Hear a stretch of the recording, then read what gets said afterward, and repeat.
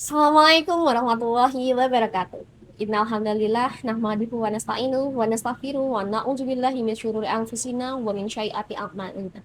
May yahdihillahu fala mudhillalah wa may yudhlilhu fala hadiyalah.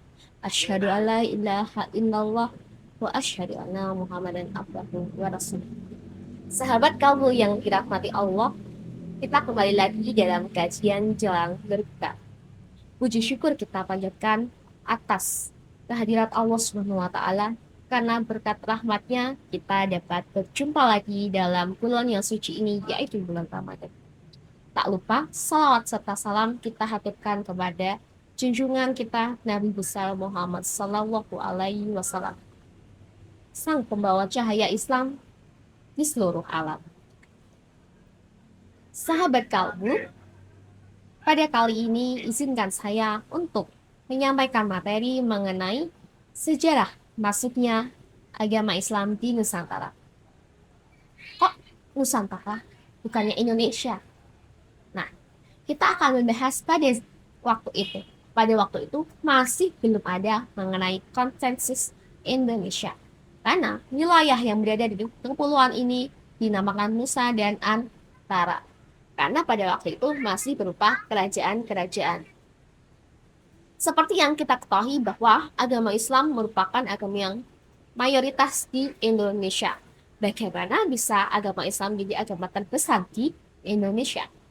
Kita akan mengulik mengenai sejarah masuknya agama Islam di Nusantara. Yuk kita simak baik-baik. Yang pertama, kita akan membahas mengenai teori masuknya agama Islam. Teori masuknya agama Islam ada 4. Ada teori Gujarat, Persia, Arab, dan Cina. Yang pertama, teori Gujarat.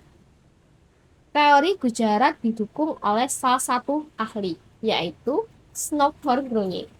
Beliau mendukung teori ini didasarkan adanya bukti lisan dari raja kerajaan Samudra Pasai, yaitu Sultan Malik al-Saleh. Nah, teori Gujarat sendiri dikatakan bahwa agama Islam yang tersebar di Nusantara dibawa oleh para pedagang atau orang-orang yang berasal dari Gujarat. Gujarat merupakan wilayah yang ada di India. Yang kedua, teori Persia.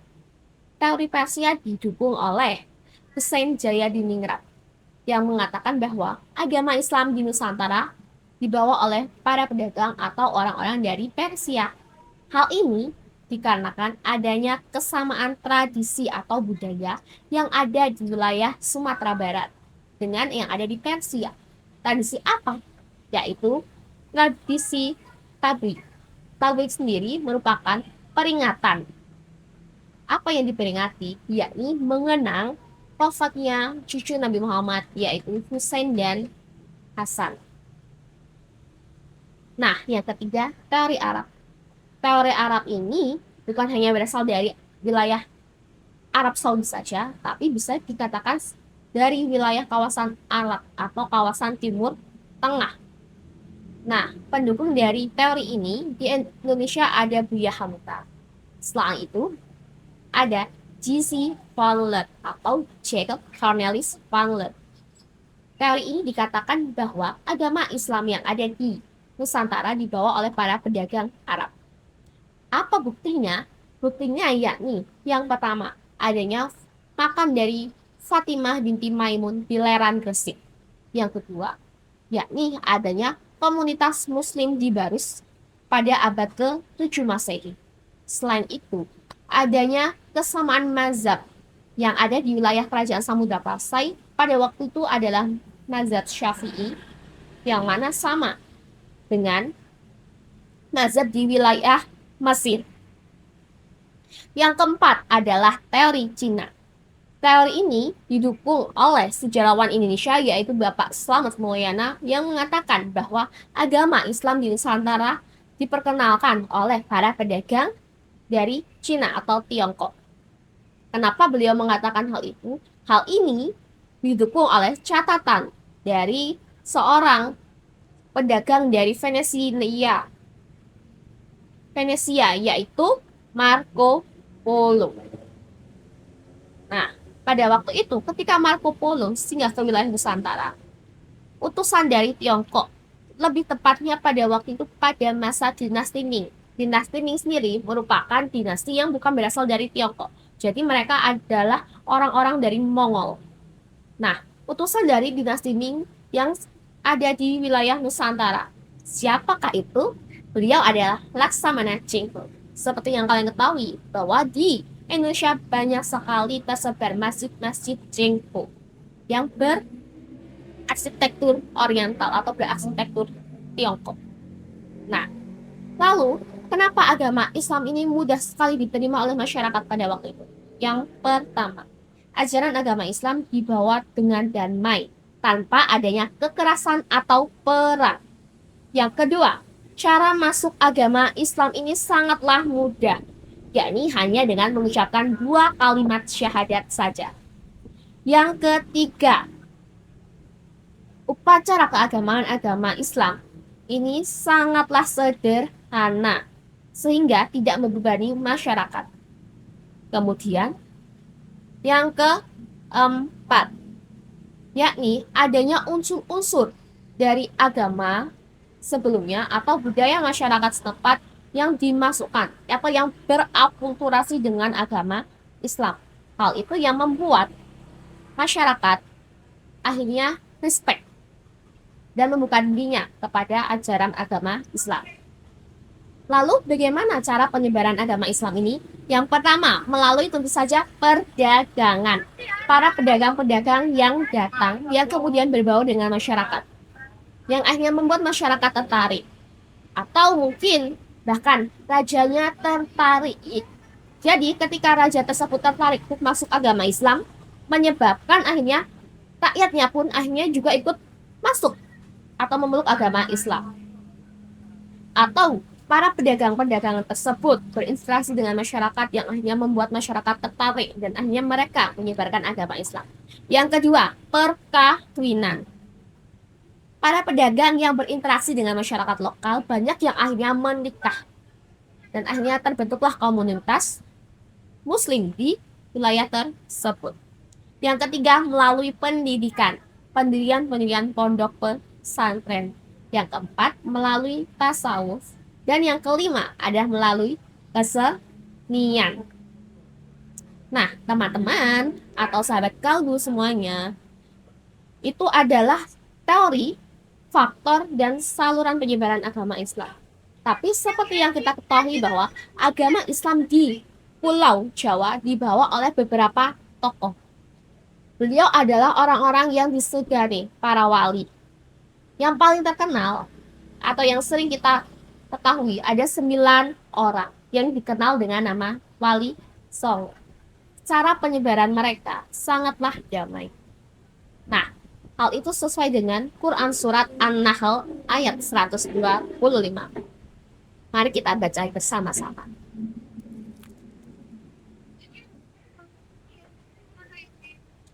A'udzu billahi minasyaitonir rajim.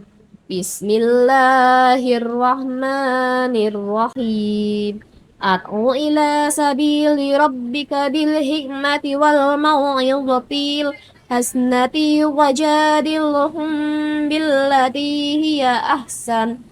Inna rabbaka huwa a'lamu biman dhalla an sabilihi wa huwa a'lamu bil muhtadin.